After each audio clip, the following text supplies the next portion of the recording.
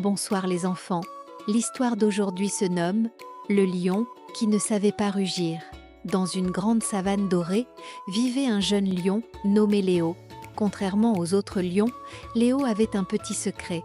Il ne savait pas rugir. Chaque fois qu'il essayait, cela donnait un drôle de son aigu, presque comme un chant d'oiseau. Les autres animaux se moquaient souvent de lui. Un lion qui ne rugit pas, ce n'est pas un vrai lion, disait la hyène en ricanant. Léo était triste, mais il ne perdait pas espoir. Il savait qu'il devait avoir un talent caché, même s'il ne l'avait pas encore trouvé. Un jour, Léo errait près d'un grand baobab quand il entendit une mélodie joyeuse. En haut de l'arbre, un singe nommé Coco jouait de la musique avec des noix et des feuilles. « Hé Léo, tu veux essayer ?» demanda Coco en agitant une feuille. Léo hésita. « Mais je ne sais pas jouer de la musique, et je ne sais même pas rugir comme un vrai lion. » Coco éclata de rire. « Qui a dit que les lions devaient tous rugir ? Viens, on va essayer autre chose. » Coco tendit une petite noix à Léo et lui montra comment taper un rythme. Puis, sans s'y attendre, Léo se mit à chanter doucement. Sa voix, qui ressemblait à un oiseau, s'accordait parfaitement avec la musique. « Waouh, ta voix est incroyable !» s'exclama Coco.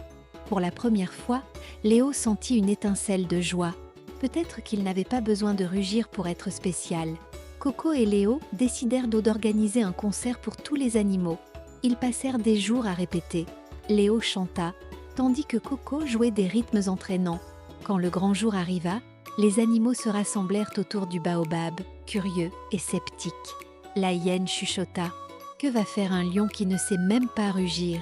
Mais dès que Léo commença à chanter, tout le monde resta bouche bée. Sa voix était douce et mélodieuse, comme une brise chaude traversant la savane. Même les oiseaux cessèrent de chanter pour l'écouter. Après le concert, les animaux vinrent féliciter Léo. « Ton chant est magnifique, Léo. Il nous apaise et nous rassemble, » dit la girafe avec admiration. Léo comprit alors que chaque lion n'avait pas besoin de rugir pour être fort. Sa voix était son pouvoir, et il était fier de l'utiliser pour apporter de la joie à tous.